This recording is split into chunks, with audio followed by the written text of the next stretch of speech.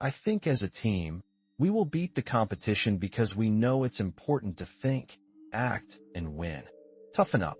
Get strong. Toughen up. Get strong. People want to succeed and make a lot of money, but they want it to be easy without any hard work. Do you think it was easy for me to become one of the top 450 basketball players in the world that you've never heard of? The only way I got to the NBA is I was skilled, I was strong mentally, and I never gave up. Even when I felt like giving up, I had people around me who made sure I didn't. I hired the top 10 motivational speakers, watched all their videos one by one. I know that if I learn from the best, I can be the best too. I watched game films of Michael Jordan. No matter how much I watched, I couldn't do what he could do. I also watched Magic Johnson. I couldn't do what Magic Johnson would do, but I sat there and watched these videos. I saw Les Brown, Zig Ziglar, Tony Robbins. My wife was worried. I was worried. I called my office and said what her husband said. I said, "Babe, we will be fine." Every month our bank account was low. I said, "Babe, we will be fine. Let's start a speaking business." I go to Jerry Sloan and say, "Jerry, I want to make your team, but since we don't practice, I feel like I can't show you my skills." Go to Corral, hear me well. Listen to his reply, and it will show you how to be the best at what you do for a long time. "Jerry, I want to make your team, but I feel like I can't show you my skills." He says, "Walter, I already know what you can do, but if you want to be on my team, I suggest you listen, follow directions, and act." Listen, follow directions, and act. I didn't realize that even though we didn't have scrimmages in practice, we did drills that built what I call habits and rituals. Every day, practice was the same. Every day, we focused on the basics. Every day, we worked on habits and rituals. So even when my mind wandered and I was thinking about myself, he was training me in the culture through these habits and rituals. The reason I tripled my NBA salary in 3 years is because of these habits and rituals. If your name wasn't called this year, I'm here to tell you they will call your name next year if you go home and practice habits and rituals. I wanted to scrimmage for myself, but Jerry Sloan was preparing me to play for the Utah Jazz. So every day was about habits and rituals. Eating hot food is about habits and rituals. Providing great customer service is about habits and rituals. Being the best in the world at what you do is all about habits and routines. Let me share something with you. I learned a big lesson when I played for the Utah Jazz. I had a teammate who is often called the best point guard in NBA history. His name is John Stockton. On game day, John Stockton would visit a chiropractor 4 times. You know what I thought? I'm not doing that. It doesn't need all that. John Stockton played 19 years in the NBA. I played 3. You'd think I would have been smart enough to watch a Hall of Famer and just follow him. But no, I thought it wasn't necessary. I would tease him. "Man, John, are you a bit obsessive? Why go to a chiropractor 4 times?" He really believed in his chiropractor. That man played point guard in the NBA until he was 40 years old, and he didn't stop playing because he got slow. He retired because he wouldn't wear baggy shorts. He really liked his Daisy Dukes. Every game day, that guy went to a chiropractor 4 times. And in my not-so-pro basketball mind, I thought it was too much. I didn't need to do that. I'm a skilled motivational speaker because I now notice the little things. Here's another truth about top performers. They pay attention to details. The truth is this. There are 450 players in the NBA every year. They give out 450 jerseys, but only 10 are stars. While most people watch the stars, pro sports are really for guys like me. Every day, I practice the basics. So when I left sports for business, I didn't focus on making money. I focused on the basics because I knew I got to the NBA because I was good at the fundamentals. So when I entered business, if I became solid in the basics, and if I became the best in business, I believe I could earn a lot of money. I was recruited from one coast to the other, and that's how I learned to sell. The doorbell would ring. Coaches would come into my living room. They always came in groups of 3. They always wore school golf shirts. They always had a brochure. They put the brochure on the coffee table. There were always 4 students on the brochure. 2 white, 1 Asian, and 1 African American every time. Sometimes they would switch the Asian for Latino.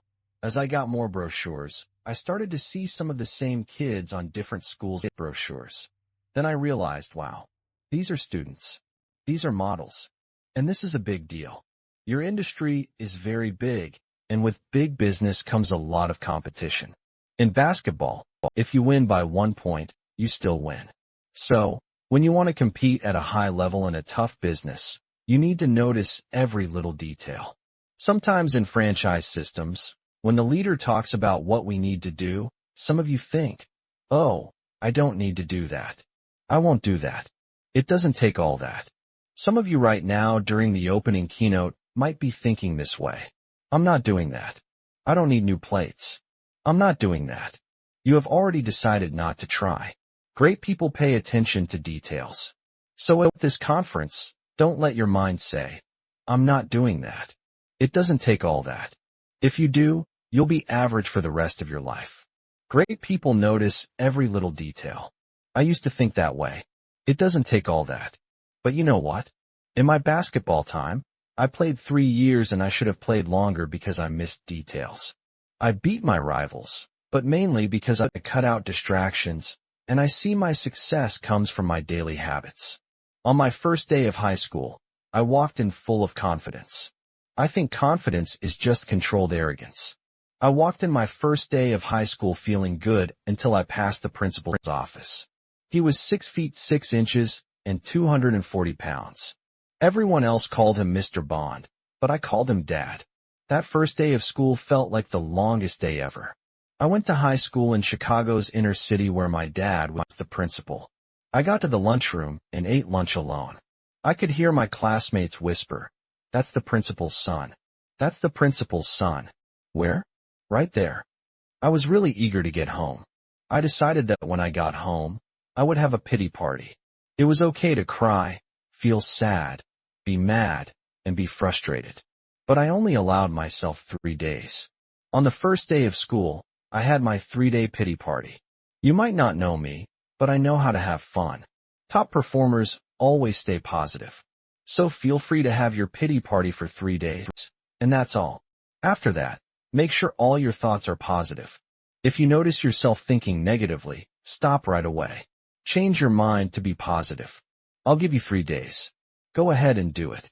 I do it myself often. But after that pity party, I made a plan. I decided to go back to high school and start a baseball team, basketball team, football team, and lead my journalism club. My classmates would vote me most likely to succeed. 4 years later, after my pity party, I got serious. When I was a young basketball player, I didn't understand that idea. I had a teammate named Karl Malone, who probably had the best body ever in the NBA. I would go to restaurants with him, and he got on my nerves. I couldn't even think about how the waitress felt. He bothered me. He had the best body of all time in the NBA, but he annoyed me at restaurants. He would order grilled chicken Caesar salads and ask the waitress, "When you grill my chicken Caesar salad, can you make sure there are no grill marks on my chicken breast?" Did he want her to float the chicken over the grill? Very picky, very careful when grill marks have harmful stuff. Harmful stuff can cause cancer. I want the chicken breast, but I don't want cancer. One time he ordered a chicken salad. This man was 6 feet 9 inches, 256 pounds. He always ate salads, and I hardly saw him finish his plate. Had the best body of all time in the NBA. He ordered a chicken salad once, and it came with hard-boiled eggs. The salad was served. He said, "I don't want hard-boiled eggs. They're high in cholesterol. And we're in Salt Lake City. Everyone knows us. We're the only brothers here." "Well, Mr. Malone, the salads are made ahead, and the egg is mixed in." "Well, could you please take it out for me?" He bothered me. I would go behind his back. I would say sorry to the waitress and give her a bigger tip. Me? I ate whatever was served. French fries? Great. Gravy? Great. If this is the wrong order, I'll keep it and eat the other food you bring too. He bothered me when he ordered food because I thought he was hard to please. Karl Malone played 20 years in the NBA. I played 3. I actually have motivational speakers calling me, saying and Walter, we're in a recession. I'm thinking they wanted these events done in 90 days. My speaker friends stopped marketing to finance companies because they believed those companies weren't spending money due to the AIG troubles. Are you all with me? In 90 days, I made a lot of money in the NBA because I don't trust what the media says. What are you letting the media do to your thoughts and views? Are you joking? I can always hear my dad's voice. It doesn't matter where I am. I could be on a school bus, in the lunchroom, on the playground, or somewhere I shouldn't be. I can always hear my dad's voice. He could keep me safe on the streets of Chicago, even when he wasn't around. You have kids and grandkids. Make sure they can always hear your voice. But most importantly, in business, whose voice are you listening to? In franchising, whose voice guides you? In sales, whose voice do you hear? When hiring the right people, whose voice is it? When it comes to being successful in franchising, whose voice are you following? My wife and I used to be franchisees. That's why I'm a great choice to speak at franchise meetings. Every franchise usually has two groups at the event. One group is excited and talking about how to do better, improve sales, and help each other. They focus on how to make the brand better while being there. The other group is in the corner saying, yeah, corporate is just trying to sell us something. I know they want to make money, but are you going to do it? No, me neither. So, trust me, every system has these two types at the meeting, the group that is on board and the group that is against it. Here's a question for you. Which group are you in? Birds of a feather flock together. It doesn't say old birds and new birds. It just says birds of a feather flock.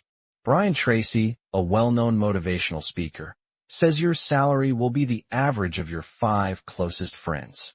I never earned money like Kobe Bryant or Michael Jordan. I was scared of being the athlete who ended up broke. For months, I watched my checking account go down every single month. I had a college degree, but my money kept getting lower. I had no other skills because I focused only on basketball. To play pro basketball, you really have to commit. So here I was, 31 years old, with a wife and 3 kids, and a mortgage to pay every month. I was worried. I believe if mama ain't happy, nobody's happy. So the next day, we joined a country club. I walked in with my usual Chicago style. The other guys walked differently. I looked at my wife and said, babe, I can't walk like that. It doesn't look comfy or natural. That's not how guys walk. But Brian Tracy is right. When I entered that country club, I felt really afraid about my future. But your income will be the average of your 5 closest friends. Now we've been at the country club for 14 years. Now I can walk like they walk. Now I can talk like they talk. Now I think like they think. And now I earn what they earn.